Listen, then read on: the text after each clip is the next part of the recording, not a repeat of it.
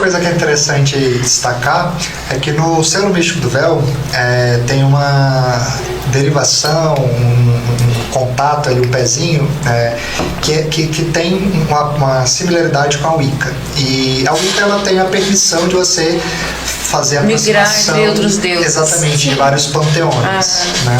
Que foi a época com que eu me aproximei dos nórdicos, ela foi através dos Foi quando eu decidi de cabeça no candomblé. A Wicca devia ser brasileira, porque nós brasileiros sempre damos um jeito de pôr um temperinho ali. Sim, menino, mas a Wicca é brasileira. Tinha que ser, coloca uma história lá na Inglaterra, não sei o que. Acho que é o lugar que mais tem pessoas simpatizando com Wicca no mundo, acho que é o Brasil. Com certeza. O Brasil, na hora que você olha as histórias da própria culinária, feijoada, a chica doida, toda essa de sobrou uma coisa, vamos misturar e fazer do jeito, desse jeito abaporu, de comer gente, ter a própria, que nem o movimento tropicário da arte, você trazer pra nossa raiz e apropriar realmente, incorporar aquilo ali. Fala pra gente um pouco da mitologia dos celtas, que você quer quebrar esse nome, né? E vamos lá. Eu já tô igual o povo que tá nos assistindo ali. A gente já quer saber uma magia, um trem, uma coisa, mas um negócio. A gente tem que entender a missão dele aqui, que é quebrar, tirar da nossa língua, né, essa história, porque então o termo celta é como se fosse atribuído a uma tribo, né? É um conjunto de... É equivalente aos indígenas. É um conjunto de tribos, é um conjunto de espaços, de países, né? Então toda aquela comunidade ali, elas... Quais países? Vamos lá, vamos trabalhar isso aí. De cabeça eu vou lembrar só alguns. Eu sei que tem a Gália, tem os gauleses, inclusive a gente falou tem os escoceses, que a gente falou do Coração Valente, tem os gauleses, que eles tiveram mais proximidade com Roma, que inclusive tem o Asterix e Obelix, né? Do desenho? Do desenho, tanto é que tem o Druida, né? Tem os irlandeses, que é a ilha que eu particularmente me aprofundei mais, porque você também tem que escolher, não dá pra você aprofundar em todos, né? Tem a Grã-Bretanha, País de Gales, né? Então assim, mas o que define eles? Por exemplo, da Irlanda, eu só sei que na magia vieram os duendes. Falou de duende, falou de culto elementar duende, a gente já tupi Irlanda. Mas aí, o que define, o que marcou esses países todos pra gente hoje definir eles todos, misturar eles todos como celtas, né? Assim. Basicamente foi a derivação, tipo, da onde que eles herdaram, né? Por exemplo, eu vou falar sobre a Irlanda, que é onde que eu tenho mais propriedade, né? A Irlanda, ela é conhecida como... nós temos 4 ciclos na Irlanda, né? Que a gente tem os ciclos de invasão da Irlanda. Curiosamente, e também quem fez esses registros, né, foram muitos padres, monges, recém-convertidos, que ainda estavam no pezinho pagão, mas eles eram convertidos, então eles escreviam puxando sardinha para as raízes, né? Então a gente vê muito contaminação ali cristã, né? Na Irlanda, a primeira pessoa que teoricamente chegou lá foi a neta do Noé, não, a neta, filha de Noé, né? Ela chegou com uma quantidade de gente ali para recomeçar depois do dilúvio, né?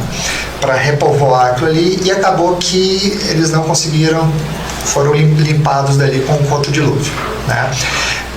Depois veio... Teve 2 dilúvios na história. Na ilha teve um problema com a maré. Deus tinha falado, vou limpar tudo, aí ficou uma sujeira e falou, vou passar outra água. Mais ou menos isso. Aí, por exemplo, depois vieram várias pessoas, vieram várias tentativas de colonizar a ilha da Irlanda, né? E nenhuma é ficável, né? Nós temos, na mitologia celta, nós temos o povo fomoriano, que eles eram povos... Aí a gente tem que olhar na época... Mas o que define o povo celta? Como é que eu bato o olho e falo, você é celta? Pela cruz celta. Aí que tá. O pessoal, é muito questão da mesma raiz que eles tiveram, a questão de herança, é o mesmo povo, só que eles espalharam. Que nem você perguntou no início se eles eram um povo nômade, eles tinham o lugar dele, mas eles eram um povo extremamente guerreiro, eles eram um povo de conquista, eles não ficavam quietos. Por isso que a gente tem essa sensação deles serem nômades. Eles não necessariamente eram nômades, mas eram um povo bem guerreiro, eles queriam expandir seu território. Politeístas. Mas trouxeram esses deuses da onde? Esses deuses, entra a parte dos Tuatha de Danann, que é a história da Irlanda. A primeira pessoa que chegou ali foram os humanos e não conseguiram firmar.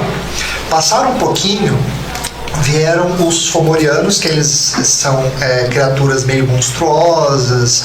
Na época, a deformidade era um sinal negativo, né? Então eles eram descritos como deformados, como monstros, e eles vieram do fundo do mar. E eles habitaram ali, e eles eram agentes do caos, né?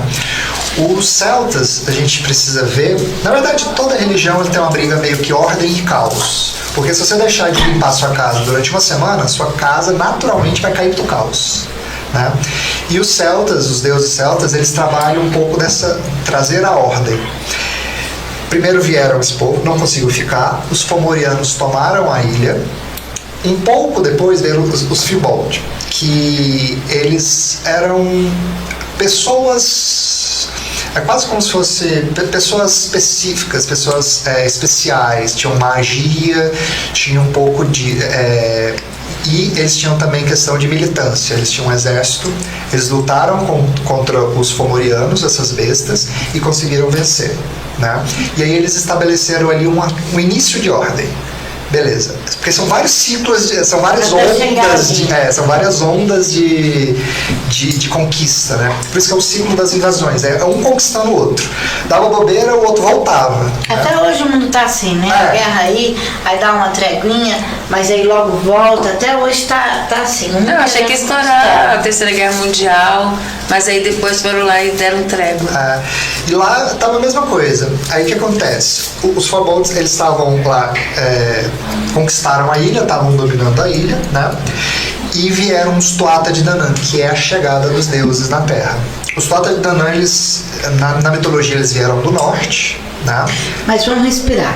Por exemplo, é como se aquele país fosse só de negros, e aí chegou uma pessoa branca, e aí os negros viram aquela pessoa como deuses, ou eles realmente descrevem como se o céu estivesse abrindo e estivesse descendo, igual Jesus Cristo, a teoria da Bíblia?